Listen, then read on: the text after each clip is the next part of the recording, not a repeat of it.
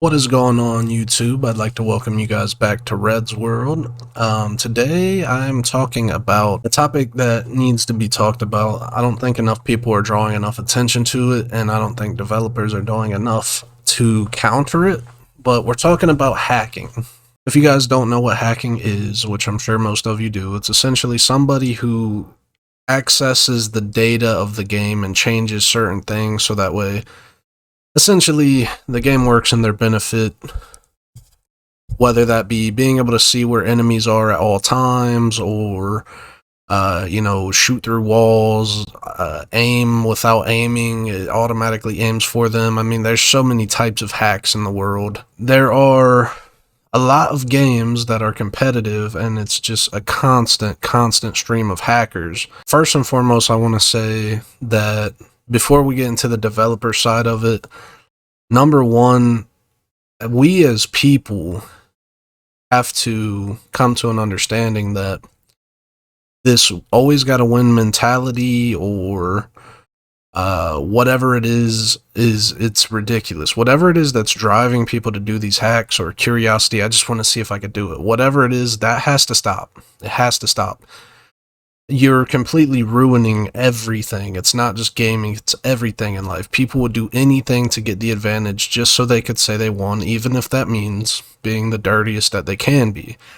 You know, the old saying is cheaters never prosper, but the problem with that is right now they are prospering. They're completely ruining things for normal fans, and specifically in this case, we're talking about gaming.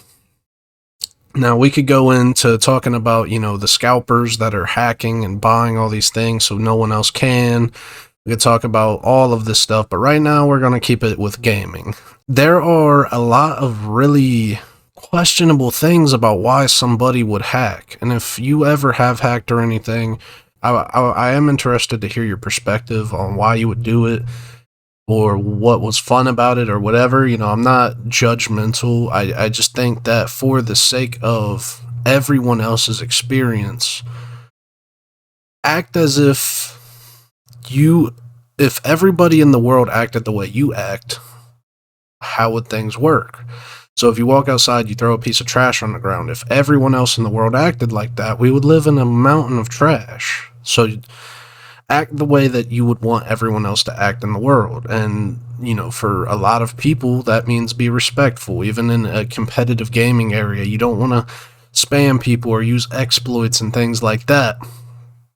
A lot of people try to play games as a vice or as something to maybe create content or get some stress off of themselves, and then we get online and there's a hacker killing us from 5,000 miles away with a sniper. That it's impossible, and it just makes the experience miserable.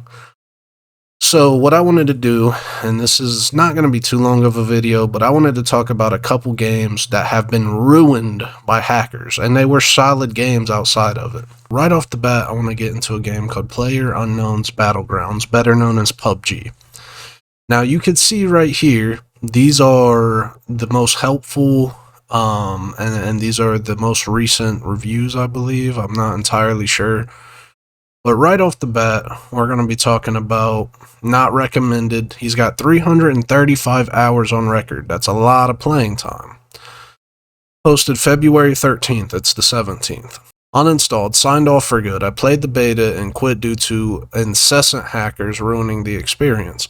In recent months and a few years later, I got a new gaming rig and decided to dust off my old PUBG account. The best I can summarize is that the hacker situation is 10 times worse. Now, I'm not going to sit here and read this whole review just because it's a long one, but essentially, their lack of innovation for the in-game detection and the innumerable presence of hackers in all game modes is inexcusable for a game whose community is this large. Don't take just my word for it. Look at the recent negative reviews and what the community is telling you. Don't buy this game. Don't waste your money or time. Thanks for listening. Now, the reason that I'm reading this, you have to understand, this is something that I've experienced. Me and my friends have tried to play PUBG, and it's straight hackers. Here we go again. Banned for no reason. Okay, so if people are getting banned for no reason, which we got to take that with a grain of salt, you're banned for no reason, but the hackers aren't getting banned. I can't read that, sorry, but it says cheater, so I imagine it's hackers. Too many Chinese hackers, full of hack and cheats. The company is not doing or trying to fix anything. We got a couple good ones. Hacking and cheaters has destroyed this game. It's nonstop. 8 out of 10 games is ruined because of it. Would be fun if not for the already in cover, yet the last shot hits you. If cheaters would not be in at least every single game you play. So, right off the bat with PUBG, we're talking about literally every single game that you play, there's at least one hacker. At least, and that's a terrible statistic. Now, I'm not saying that's factual, but that's what it feels like. And you could tell. You could tell if you've been playing shooter games your whole life. I know there are a lot of people who get into lobbies and stuff, and they're like, oh, hackers, blah, blah, blah. Like, I've never been that person. And then I get on PUBG, and it's like, yeah, there's literally no way. There's no way. There's no way. It's not even debatable. You watch the kill cam and everything, and it's like, what? There's no way. So, with that being said, bam, right there, PUBG. I'm releasing a Rainbow Six Siege video here, and it may already be out. I'm not sure. It depends on what order I edit them in. But with the Rainbow Six Siege video, me and my buddy Wiggin just got Siege on PC. We've been console players for a long time. And within the first day that we played Siege, at least 6 to 7 people that we played with, that we were like, yeah, this is ridiculous. We have to report these people. And this is another thing that I want to touch on. Make sure you're reporting people if you think they're hacking. That doesn't mean report everybody, but it is our job to report suspicious behavior so that way these companies can ban these people. So, we report a couple people and they all get banned. All of them. It tells you when they get banned. So, that in itself could have ruined the entire experience for us. But luckily, we understand that this is a necessary evil, unfortunately. But let's go ahead and look at another game. So right here, I've pulled up Counter-Strike Global Offense. It's a free shooter, solid game, when you're not in a lobby with hackers. Review here. I've tried to keep up with this game, but after January 7th, everything has been different. Instead of hearing the calls of the bots that they're holding a position as they are wandering away, there is only silence and a scream of Russian children as they crouch, walk up, cat. Sometimes after the 1000 ping person abandons you, you would be blessed with the aim god bot Ali, who tracked people through walls and would sometimes spin, but not anymore. Bot Ali will only live in our hearts. Valve, please hear the pain of my review and give back the only true bot. So there was a bot in the game that would essentially kill anybody and was cheap. See, people here say state-of-the-art anti-cheat. Now, I will say this.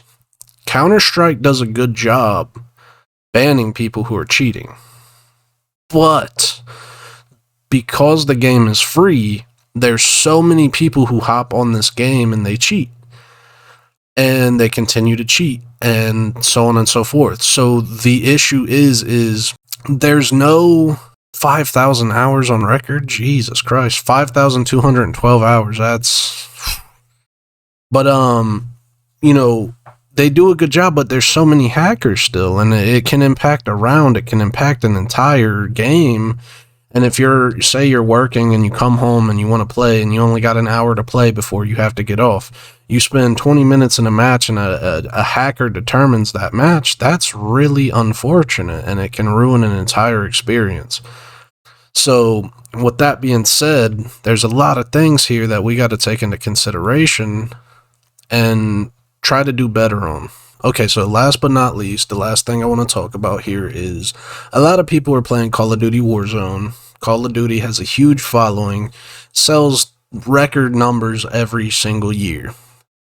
But when I type in Call of Duty hackers on Google, this is what pops up. Warzone fans are exasperated by the hackers. Cheaters are ruining Call of Duty Warzone. Call of Duty Warzone makes it too easy to cheat, and that's a problem. So let's click on Polygon. It's the top article. These guys are very credible, really good source for gaming news. Some players are turning off features to avoid cheaters. So let's see. Big Star is a content creator with over 7 million fans on YouTube. Never watched him. Shout out to Big Star. Where he recently made a channel announcement he's quitting Call of Duty Warzone. Now, I haven't read this article, but I have read articles like this. Now, someone with over 7 million fans, and I'm imagining he gets a lot of fans from Call of Duty, or she gets a lot of he's getting a lot of fans from Call of Duty, playing Call of Duty. You're messing with his livelihood. He hates playing this game so much that he's not going to play it, even if that means not getting the fans that he's intended to be getting. So that is not good.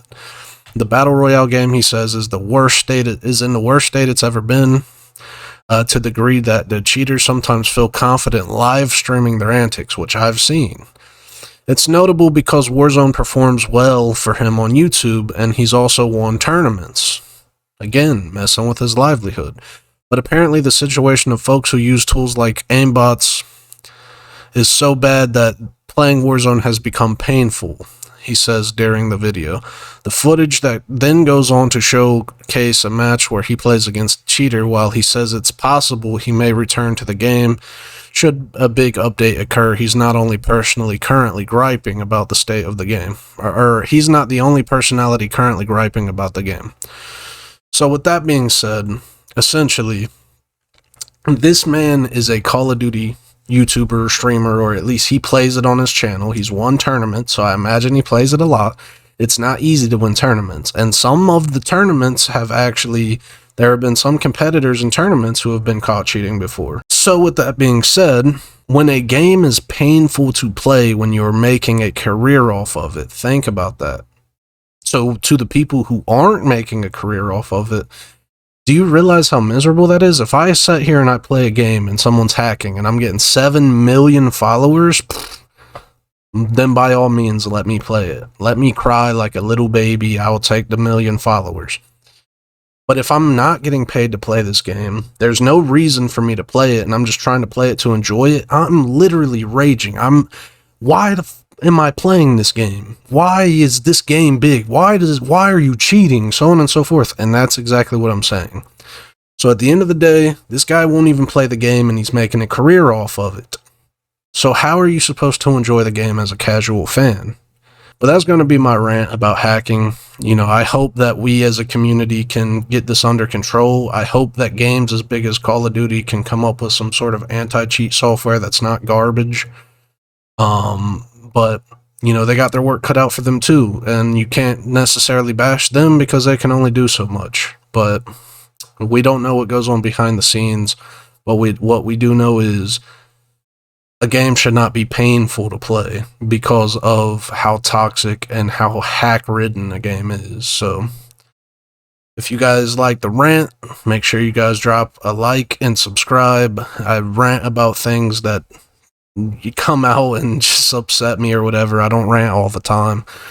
But, we do podcasts here, gaming videos. If you guys are new, again, make sure you drop a like, subscribe, leave a comment down below. Let me know your opinion on this. But, that's all I'm going to say for this video. So thank you guys for coming to Red's World. Stay tuned for more to come soon, and I'll see you guys in the next video. Peace.